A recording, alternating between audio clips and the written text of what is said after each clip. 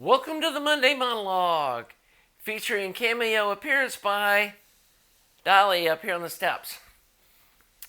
This week's video, don't believe what you see on the internet. Now, of course, we all know that. I should know better. We all should. But I got caught up, made the mistake of believing the hype about that 6S7 direct coupled 300B amplifier schematic that most of the internet calls the J.C. Morrison design, which he published, but for some reason I'm getting lit on fire on a forum for attributing it to him. Don't go figure that out.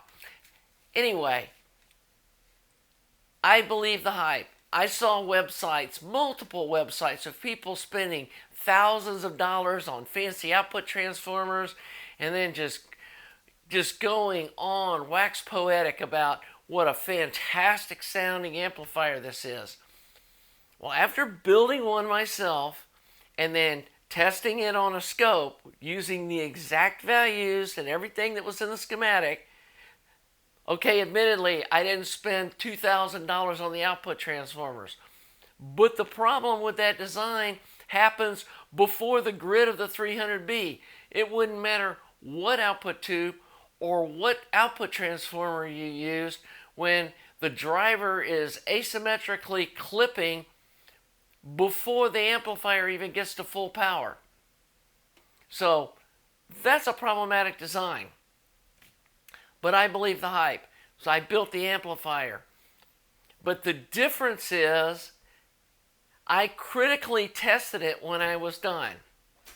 And I think a lot of what we see on the internet is people regurgitating information and reviews and things that we see other people saying, and then if it's said enough time, it becomes fact.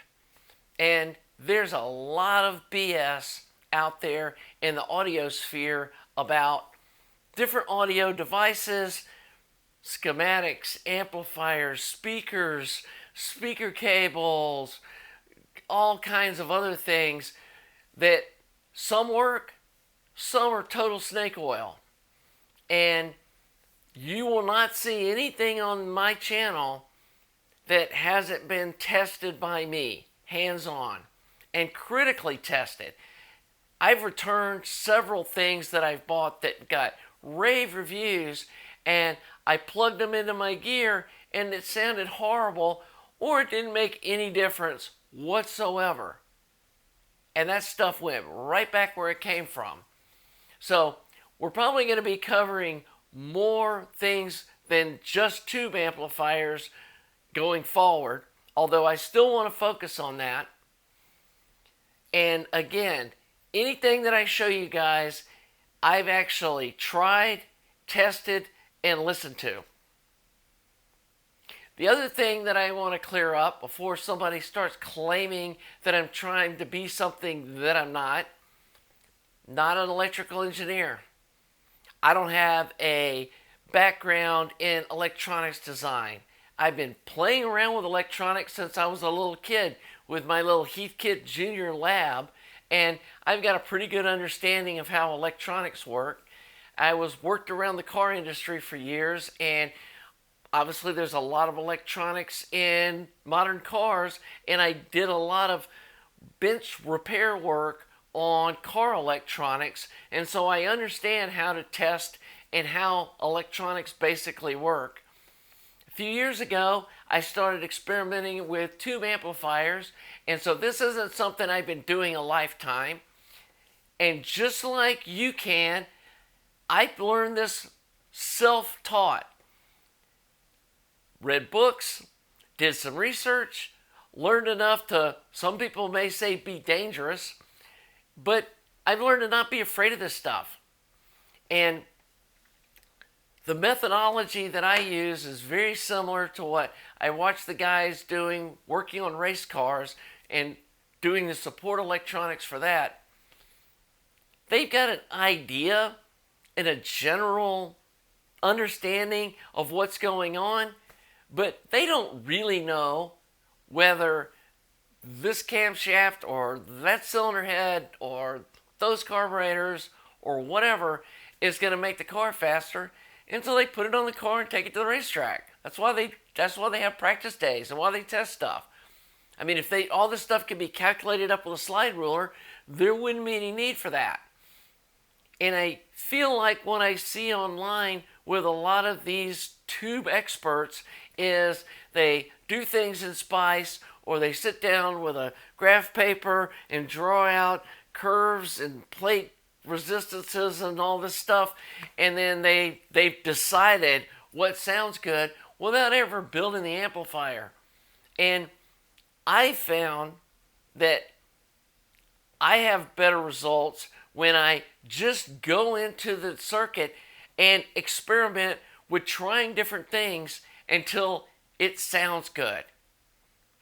So if you're not interested in that type of methodology and you're more interested in watching videos of someone doing Spice simulations or drawing graphs up, this might not be the channel for you to watch. But I can tell you that everything that you see me put my name on and say, this is the finished deal, this works, the amplifier's actually been built, listen to it for hours. I've monkeyed around with different resistors and whether I'm using an LED or an LED plus a resistor and what value of LED voltage drop versus the resistor, and playing with shade feedback resistors until I get the amp to sound right, you're not going to see me put my stamp on it. And that's how I roll doing everything in my life, is it has to work in the real world. And so I just wanted to clear that up before somebody said, oh, you're on YouTube trying to pretend to be some whatever. I'm not pretending to be anything. And the stuff that I'm doing, all of you can do at home. It's just basic math. This isn't rocket science. And I believe some of the people online want to scare you into thinking that you're not smart enough or you don't have enough education to be playing with this and you need to leave this to the professionals. Y'all can be doing this stuff at home too.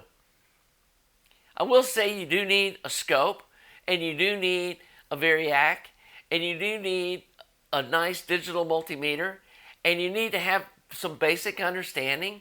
And in a future video, I'll show you some of the books that I use and things I've learned.